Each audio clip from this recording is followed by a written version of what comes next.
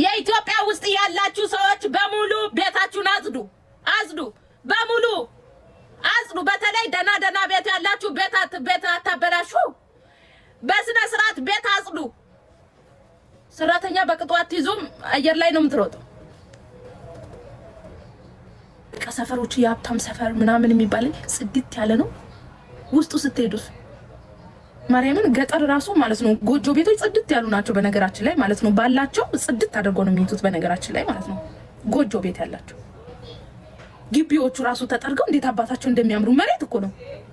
እናንተ ግን ሴራሚክ ይዛችሁ ብክት ስሙ አውለም እስከዱስ አረ ሼም ነው። አይመጣም።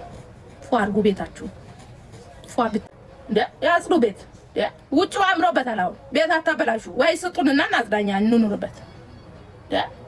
ዳኩ ኩሩ ነው ይባላል። እውነትን እኮ ነው ገብርኤል ዳኩሩ ነው እጭ ያለውን አጥቦ ነው የሚለብሰው።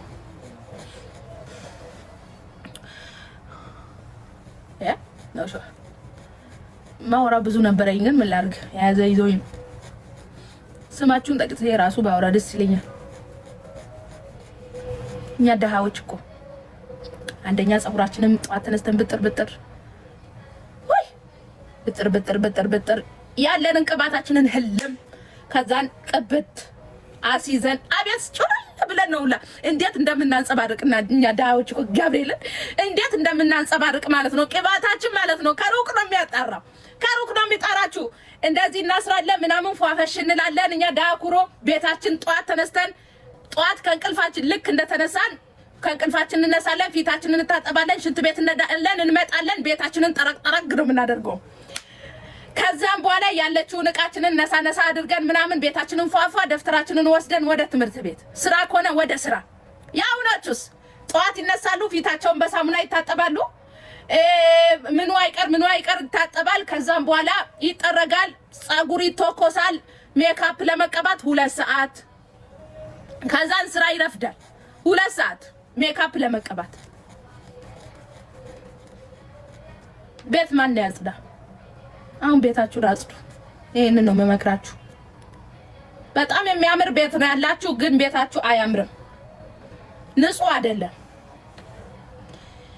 G+1 2 3 ነው ቤታችሁ፣ ግን ቤታችሁ አያምርም፣ ውስጡ አያምርም፣ ውጩ ብቻ ነው የሚያምረው።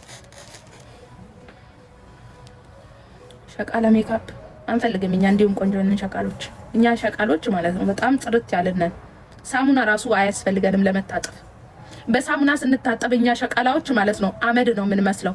እንዲሁ በውሃ ስንታጠብ ራሱ ንጹህ ነን እንዲሁ ማለት ነው። ስናንጸባርቅ ነው የምንውለው። ማፊ ሜካፕ ሀቢብቲ ሸቃላ እኮ ጽድት ያለች አራዳ እኮ ናት።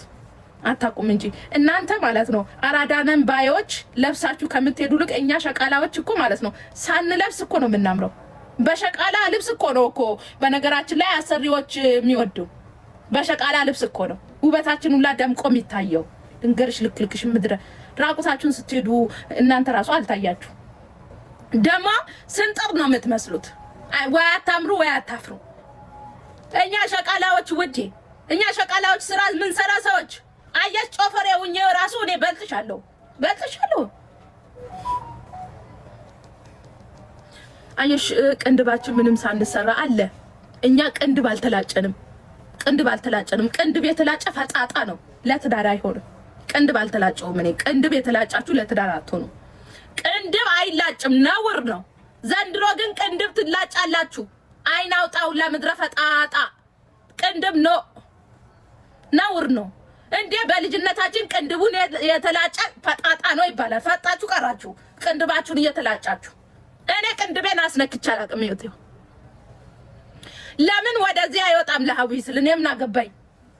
ውብ ነኝ እኔ። በዚህም ቢወጣ ውብ ነኝ። ወደድሽም ጠላሽ ለምን በዚህ አይመጣም? ከፈለገ እኔ ምን አገባኝ? አሁን እናቴ ስትላጩ ትውላላችሁ። ይሄንም እየተላጫችሁ ነው አሉ። ኬት ታምጡ የሌላችሁ ኬት ይመጣል? ውድ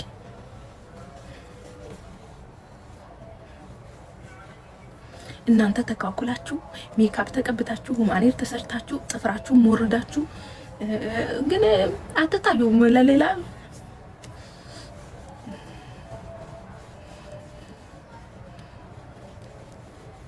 ቻው ለወጣ ነው ባይ መሳል በላ አሪ